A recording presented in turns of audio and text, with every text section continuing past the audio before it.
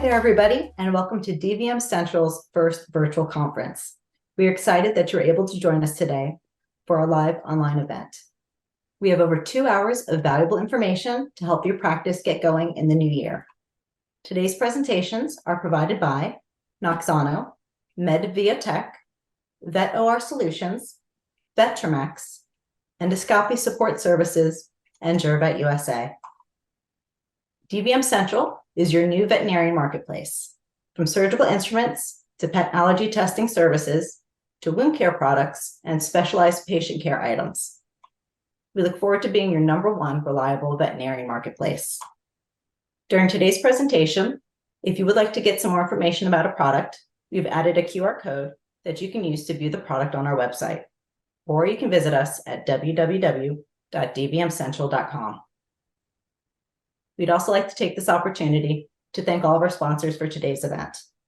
Vet and Tech, your online resource for free CEs, Search a Vet, the best way to get your practice noticed, and Gervet USA, your #1 dental and surgical instrument manufacturer. We have a wonderful keynote speaker. She's somebody that everybody in the veterinary community is familiar with, Dr. Dani McVety, founder and CEO of Lap of Love. She's a speaker, consultant, author, and host of Pet Care TV, a health media network, which is dedicated to the health, happiness, and wellness of pets and the families who love them. With a deep love for the human-animal bond, Dr. Dani enjoys just about anything that has to do with pets. After graduating from the University of Florida College of Veterinary Medicine, she practiced emergency medicine and founded Lap of Love, veterinary hospice, and in-home euthanasia. Now, for one of the most respected networks of doctors in the veterinary profession, setting the standard for end-of-life care. Her honors also include UF CVM, Distinguished Young Alum, in 2013, the Florida Veterinary Medical Association President Award in 2014, and the Pet Industry Woman of the Year in 2017. Let's help me welcome Dr. Dani McVety.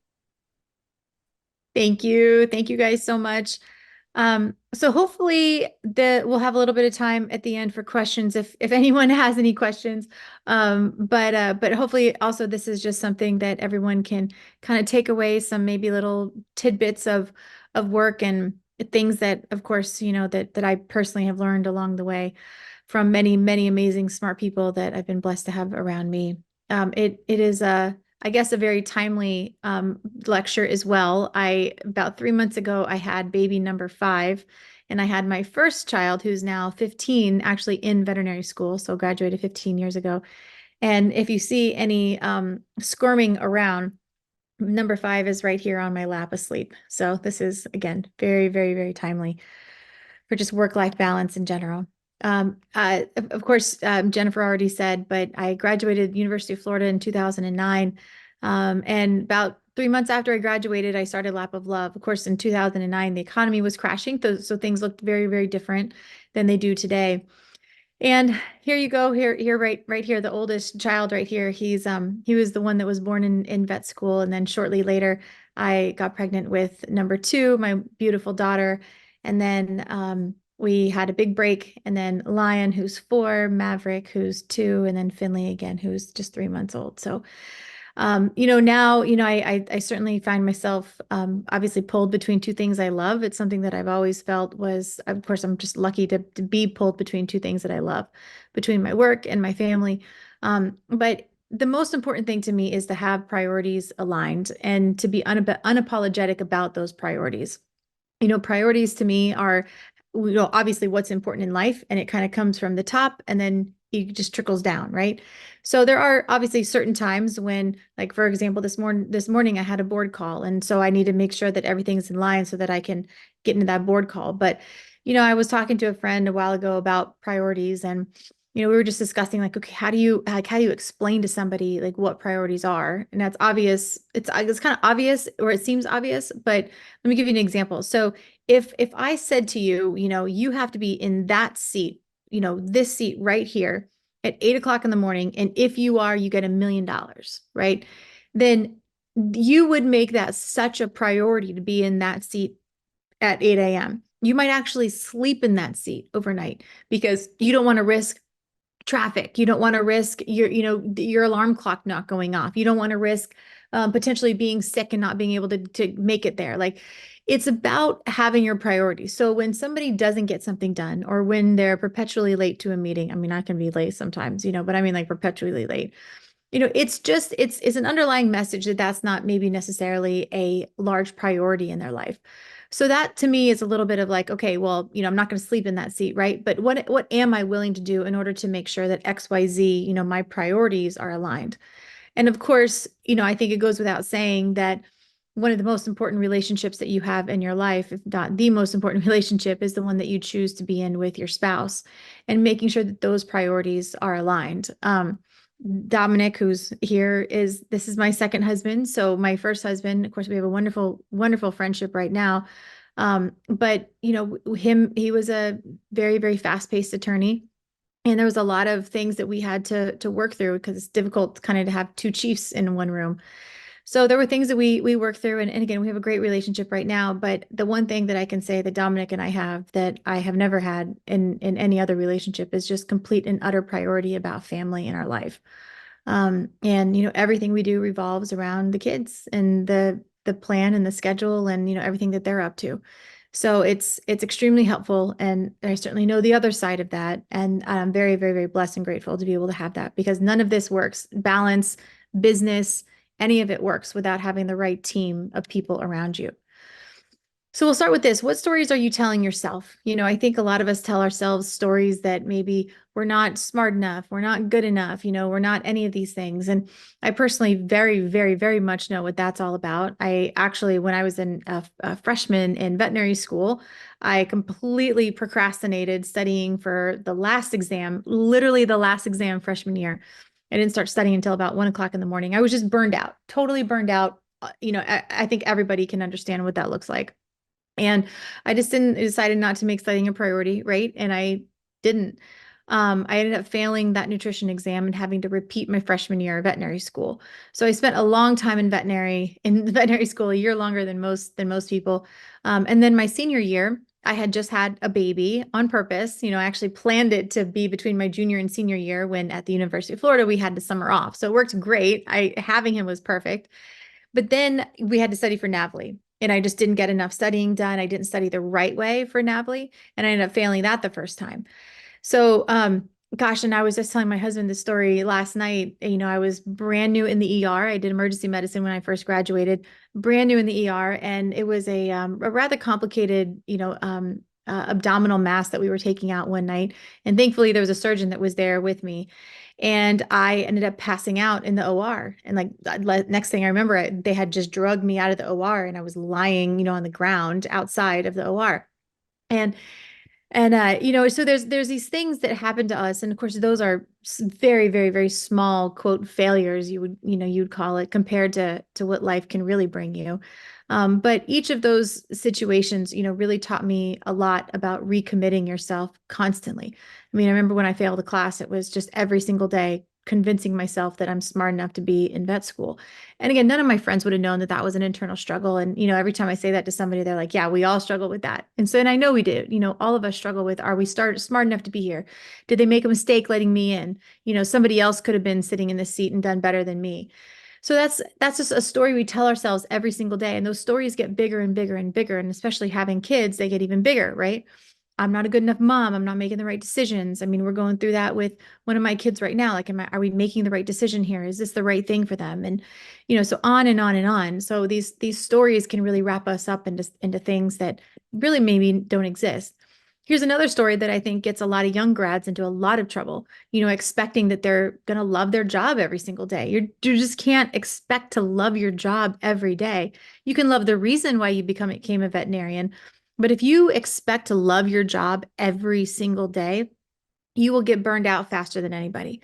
But instead, if you expect your job to be difficult, you expect yourself to be doing hard things that you don't understand. You expect yourself to fail and pass out in an OR, you expect yourself to lose a patient, to not do the right thing, to make a huge mistake like we all have made.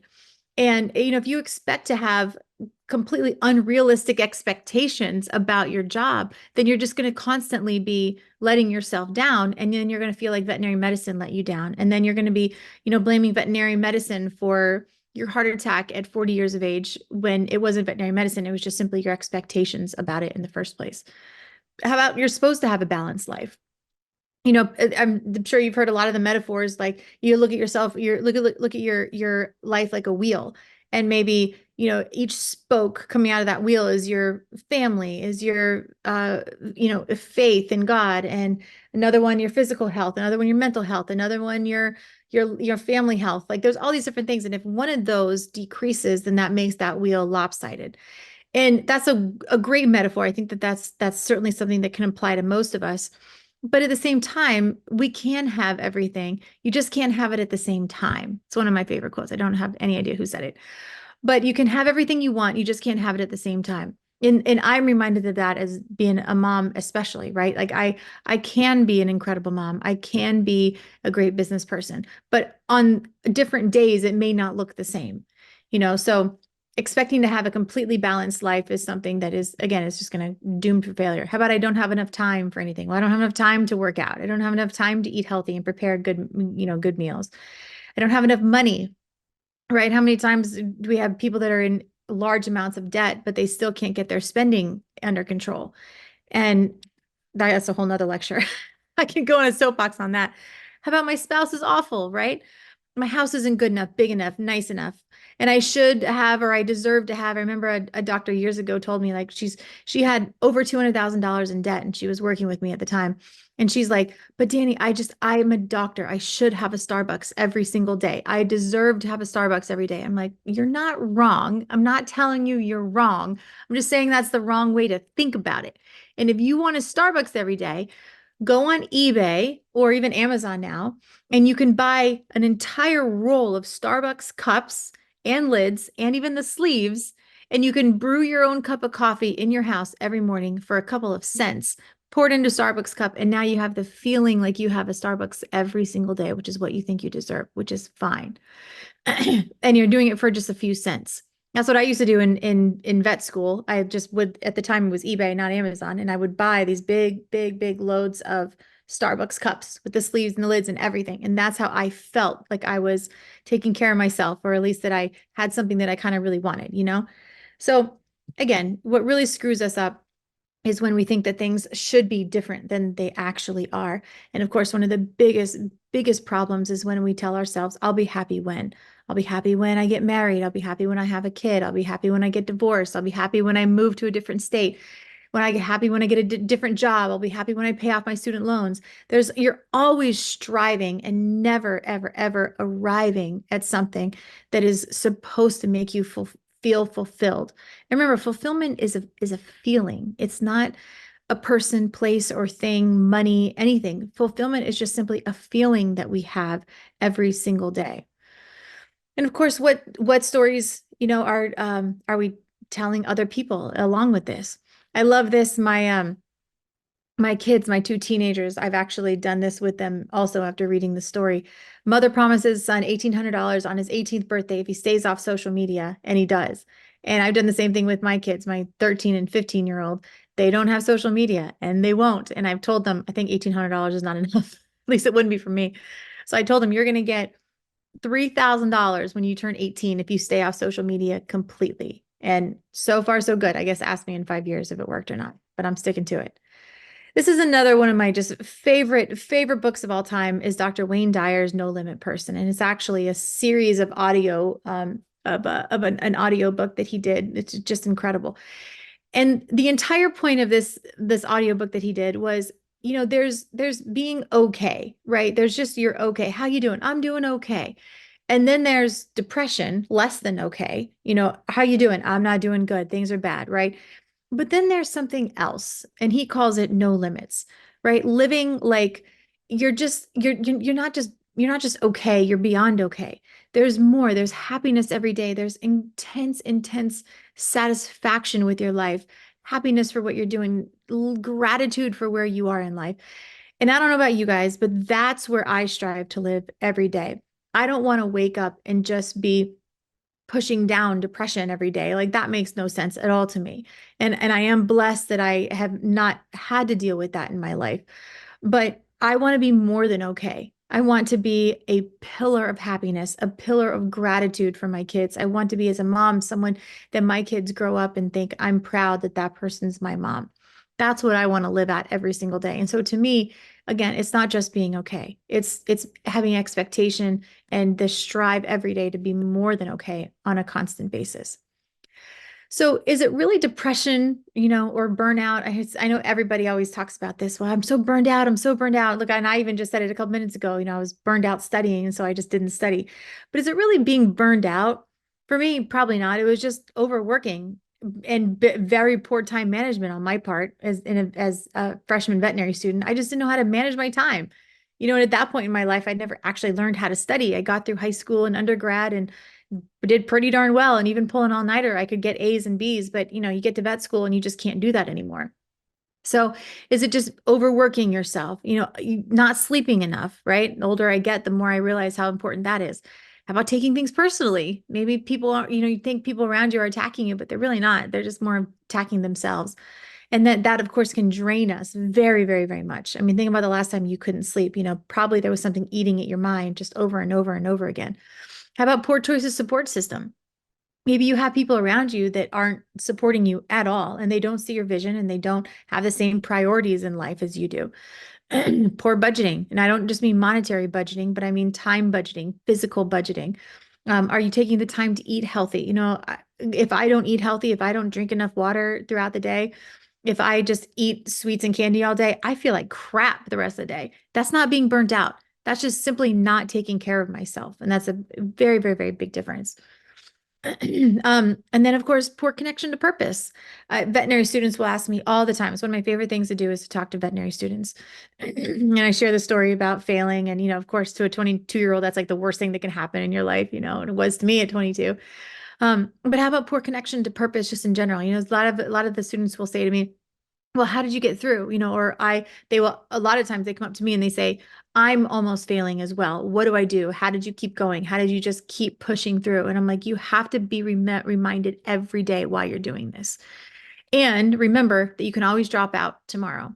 And that's something that I did to myself all the time. I was like, I can always drop out tomorrow. I'll drop out tomorrow, and just kind of keep continuing to push it further and further down the road, knowing that I can get out of this. It's an option. I'm not being chained like a jail to this, but it is a choice that I'm making every day. And why am I making that choice? And for me, something that reminded me every day what I was doing this for was remembering what I felt like when I got that acceptance into veterinary school.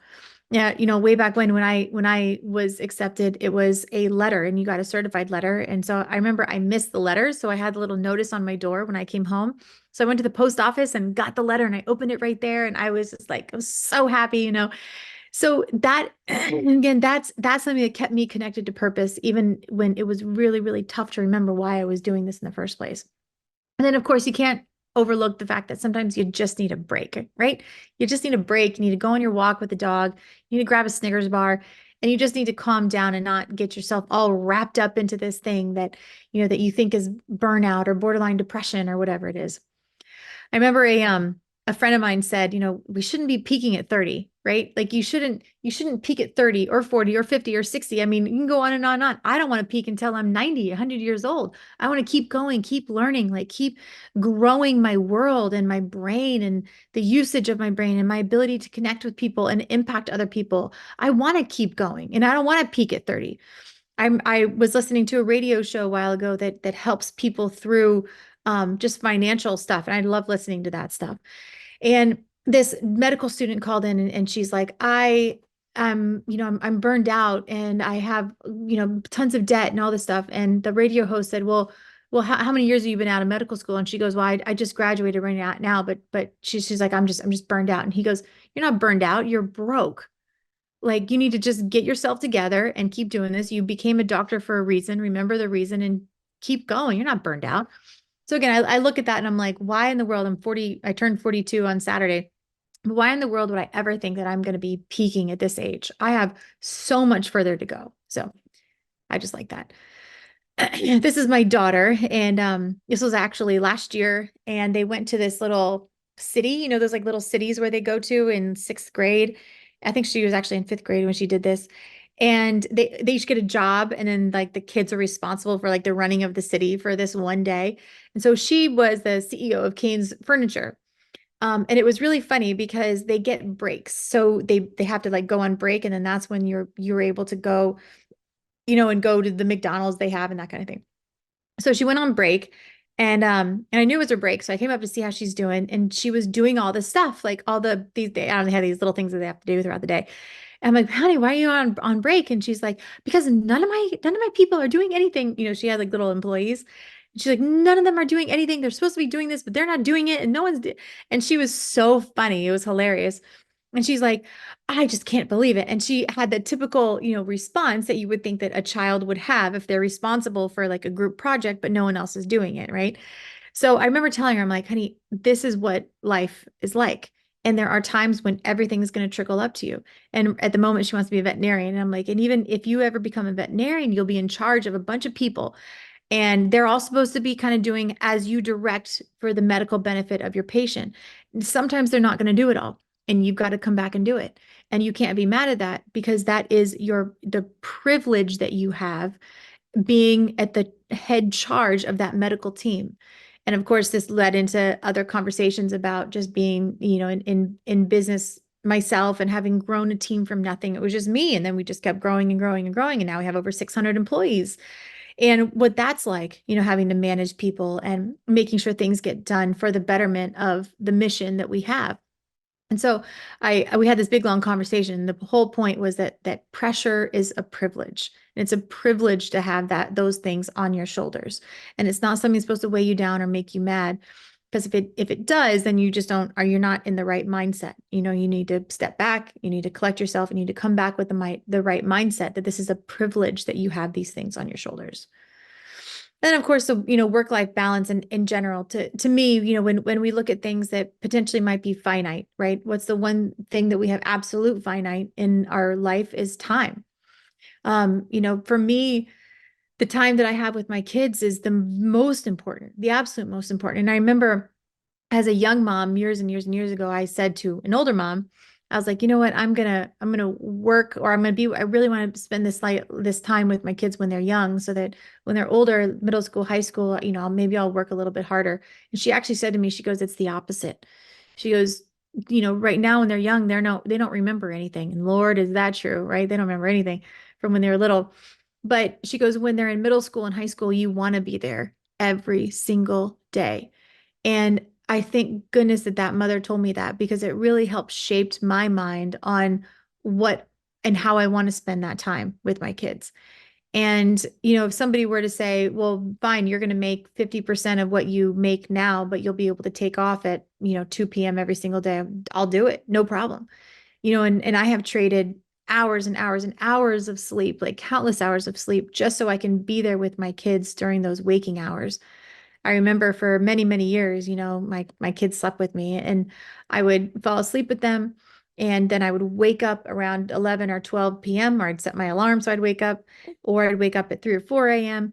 and get my work done, and just hit the emails and the computer and the projects that I had to finish, so that I could be there when they wake up, get them to school, pick them up from school, and now that they are in middle school and high school, it is so important to me that I pick them up from school every single day. Of course, my husband is today, but it's so important, because that time I don't get back anymore. And I remember I was sitting with another older veterinarian many, many years ago, and this was an older gentleman.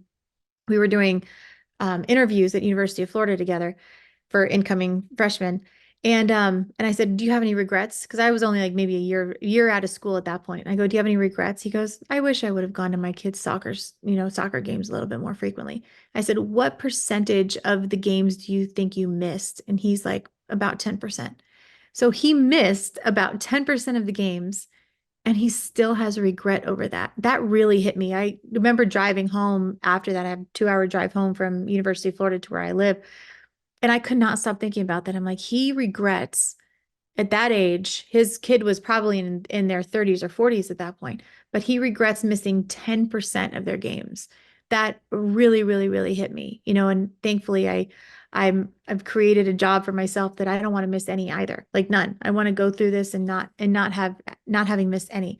And I would give up a lot for that. So again, it's, what would you trade for that balance? What are you willing to do? Are you willing to give up having a house cleaner, once a week come, just so that you can be home and pick up your kids? Are you willing to, I don't know, give up eating out at all? Like, you're not going to eat out at all at restaurants. You're going to make everything at home because it's going to save you a few $100s a week. Are you willing to do that in order to pick up your kids on time, or to, if you don't have kids, in order to get to the gym on time so you can get to the gym, 4 or 5 days a week? It's all a trade-off, right? At the end of the day, it's all a trade-off. So time and emotional budgeting as well. These are just some random pictures that I have that show how I balance, life. There's a couple, these two pictures right here are me literally giving a lecture in the car line at school. Now, I'm not at the car line at school, not today. I'm actually at my desk, but I do have a baby on my lap. But I got to tell you, when I do this, and I still have to do it every once in a while, I feel like a rock star. I'm like, heck yeah, I've done this and done that. I've been able to keep my commitments to work and to my kids at the same time, and they don't know any different.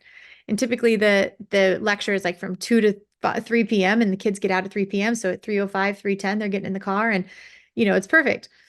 I cannot tell you how many meetings I have spent like this third picture right here with a baby on my shoulder or in my lap. Then of course, this wonderful handy dandy little notepad I have on my hand, because it's the one notepad that I don't end up losing. So this is something else I saw a while ago, and I do keep meaning to get one of these actually in my life, but I look at this slide enough to think like, gosh, this is just crazy. Look at the weeks. This is the weeks, and I think that this is like 86 years of age, all of this. So 4,576 weeks total from when you're born to when you die. I mean, that kind of hits me, and I found this one as well. So let's see, early years, elementary school, middle school, high school, college, graduate school, right? And then career. So this is where most of us are at some point. And look at this average length of time somebody stays at a job right around here. Average life expectancy in a different part of the world, right? Sierra Leone. How about average life expectancy for men and women right here? I mean, this is just crazy to think that your life can be broken down into weeks like this. Again, I don't know if this hits you like it does me, but it's just unbelievable. Like, we have a finite amount of time, and at some point, this chart is going to end for all of us. All of us, this is just going to end. And we are right now coloring in our chart on how we're spending our time and what we're doing with it right now. And it's just, this is something that we're going to be proud of or not. I don't know. Ask me on the other side, right? So between now and dead, how do you want to live? This is my oldest son. This is number 3 right here. And this is my nephew. And I just love this picture because we're sitting here on my parents' dock and just looking out at the lake, a lake that they spend countless hours swimming in during the summers. And it's just such a peaceful place for us. And here's my little 4-year-old now he's 4, looking at big nephew and big brother and just trying to emulate what he does. Like, just such a pure, pure, pure, pure picture to me. I just love that. So be unapologetic about your rules and your priorities. I love this slide. Who's your hero, Dad? Who do you, why is your hero is brave? Anything's afraid of, Mom. Right? I love that. But being unapologetic about your rules and your priorities. And I have apologized so many times for leaving a meeting early, or having to get off a phone call early, or having to attend to my kids or something like that. But a long time ago, I stopped apologizing for that stuff. Even knowing that she could wake up and cry at any moment. But it's just something that I do now, and again, something that I have made a priority in my life, is just making sure that the family is always at the center. A while ago, I was sitting with my dad. This was years ago. I'll never forget this. I was sitting with my dad at his kitchen counter thing that they have, and you can see the front door from their kitchen island. And somebody knocked on the door, and they have like a glass front door, and it's like a heavily wavy glass, so you can kind of see in, but you kind of can't. And I was like, "You gonna get it?" And he's like, "No, I'm not gonna answer the door. I'm sitting here with my daughter talking to you." And I'm like, man, it's such a great metaphor for life, right? Like, just because somebody knocks on the door or emails or texts you or calls you or DMs doesn't mean you have to answer. It does not always mean that we have to answer. I've had so many conversations over the years about doctors and other support staff that might complain about emails or complain about this or complain about that, or particularly in veterinary medicine, people will just complain that somebody has DM'd them, for advice. And I haven't talked to that person from high school, in so many years. And they'll just go on this rant about how terrible it is that somebody's reaching out to them for advice. And I think we'd have to step back and look at that and say, just because somebody tries to reach out to you doesn't mean you have to answer them. You can be a nice person and answer them nicely, but that doesn't mean that you have to. Emails, text calls, the same thing. If you're with family and if you're with the priority in your life and you are on task on that priority, you don't have to break that concentration to go answer somebody just because they called or emailed or text you. Sure, that means a lot of us have unread emails and unread texts and phone calls and stuff, but it's okay. I mean, none of my kids are ever gonna, grow up and think that I was on the phone too much or anything. They're gonna know that they were a priority in my life. My husband knows that, when we have our time together, I'm not gonna get interrupted. So again, it's just a little thing. Here's a little thing on again, this stuff came just to me. This is how I get through things. I always do two things when things are difficult: normalize and centralize. So to me, normalize is reminding myself that this is normal, right? There is literally nothing that I can go through that someone on the face of this earth hasn't been through at some point in history, like nothing. Anything from something simple like being held back in a class in vet school to failing the NAVLE to screwing up a case. Like there's nothing that is not that someone else has not been through, right? And also normalizing. So knowing that someone always has it better and someone always has it worse. And these are the things that I talk to about with my kids as well. Normalize and centralize. Make sure you understand that what you're going through is not abnormal, and the fact that someone is always going to have it better and always going to have it worse. Literally, like there are people that can't even get into vet school, right? There's people that would just die to get into vet school. They'd give their pinky finger to get into vet school, and they can't. There's just so many stories about this. So I'm not going to sit there and think that, just because I failed a class, I'm the only one that's ever been through that, and I get to be a victim of the circumstance or a victim of the school or anything like that. Like it's so important to understand that there are people that can have it way better and way worse at all times. And then there's this wonderful, wonderful thing called post-traumatic growth. And Malcolm Gladwell talks about it in his book, David and Goliath. And basically he talks about the fact that, people that have gone through hard things, they're either going to have stress about it and kind of crumble under it, or there's growth that comes from that. And there's wonderful, beautiful stories that he has in this book about that exact thing. And here's my now 4-year-old with my now 2-year-old, and moments from disaster, getting mud on each other. This book is also something that if you are looking for something that you can read, and this is a very, very beautiful short book, and I read it probably at least once a year, or I have it read to me on Audible. This book is incredible. And every time this book ends, I have this, it's almost like somebody focused my life. I feel like my life is focused after I read this book.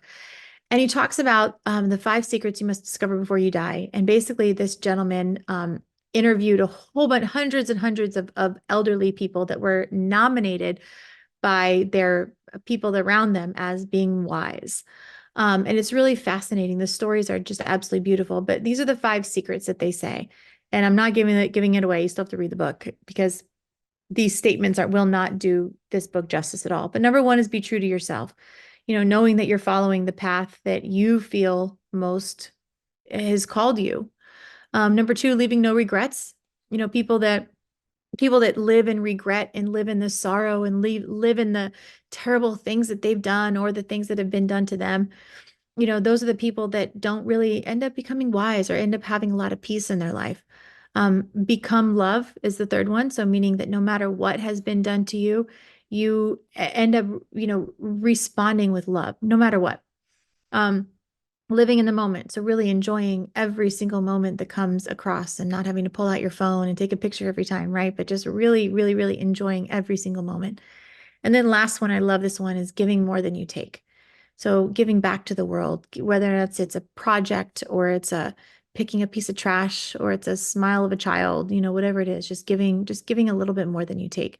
So again, this is a beautiful book that every single time I feel so at peace after reading it. And then, of course, at the end of the day, right, you're like, okay, great, Dani, I feel motivated now, but what about tomorrow? What about next week? What about when this motivation, wears off? I love this quote. People often say the motivation doesn't last. Well, neither does bathing, and that's why we recommend it daily. So finding these daily things that motivate you, and I think it's so important that we all understand that different things motivate us. For me, the motivation is knowing that I'm a good mother, and it's not today because I'm not going to get that from my 13-year-old today, but knowing that in my brain, it's that my 30-year-old child is going to look back at me and say, Mom, you did your very, very best and you did an amazing job and thank you. But I'm not going to get that thank you today, and not at all. And I don't expect to.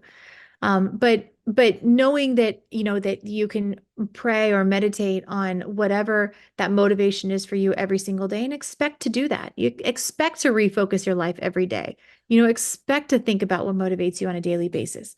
Again, when I was in vet school and had to go 4 additional years with, or 1 additional year and 4 years after failing, I had to literally focus and develop that motivation on a daily basis. And that really, really set the stage for me in my life. I remember the teacher came up to me years later and he's like, Dani, I'm really so sorry that happened to you. I'm like, it was the best thing that happened to me. And it gave me a thick skin at a time when I really needed to develop thick skin at 22 years of age. And it literally made me refocus and motivate myself on a daily basis because it was so difficult to get to class every single day and to study every single day. But it allowed me to develop skills that I took into business. It's what made me a good business person. So what motivates me in general? Well, this is a little bit just piggybacking off that story. These are 2 letters that I have literally hanging in my office. This one right here is my letter of acceptance into veterinary school. And this one is the letters from the dean saying that we're going to allow you to repeat your freshman year. That's how it's worded. We're allowing you to repeat the freshman year. This is my degree. Of course, I believe that I graduated 4th from the bottom. And even when I had to repeat, I still had graduated 4th from the bottom. I remember seeing one of my classmates' degrees a while ago, and she had a gold seal right here. And I'm like, Jess, what is that? And she's like, oh, that's honors. I'm like, oh, I don't have one of those. It's the honor sticker. But you know what? No one's ever asked me where my honor sticker is. So it's fine. It is what it is. But I love this quote. I want to inspire people. I want someone to look at me and say, just because of you, I didn't give up. And again, to me, talking to veterinary students at, hopefully touching them at a time when they're so vulnerable and you just think the world is going to crumble on you when something tiny little, happens bad in your life at 22 years of age. But to me, that's one of the most wonderful things that I can hear is that, look, you just gave me the courage to keep going. And I realized for the first time that I didn't have to be at the top of the class. And, I really love hearing that. So we do have just a couple of minutes here. If anyone has any questions, here's my lovely family. My husband's beard just keeps getting longer and longer.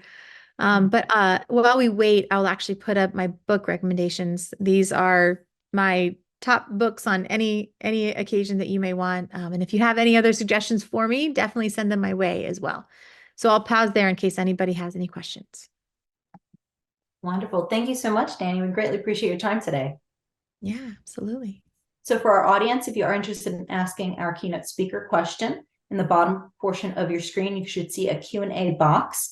Feel free to click on that and go ahead and type in your questions, and we will get those answered for you. So I always have a question, if I can ask. What is one thing that you would tell yourself when you graduated veterinarian school that you know now? I would actually just say follow your heart. And it's such a stupid thing to say. But I think as for new veterinarians, you question yourself so much, so much. Am I doing the right thing? Am I doing the right thing as a doctor? Am I doing the right thing as is even just a human being? When you graduate vet school, you're what, 25, 26 years of age on average. And you've just spent your entire life in academia. Your entire life has been spent being told what to do, when to do it, when your test is, even where to park, right? And some of that stuff doesn't change when you become an adult, but for the first time, this door is open and you're kind of kicked out of academia for the, and you're just like, okay, well, now what?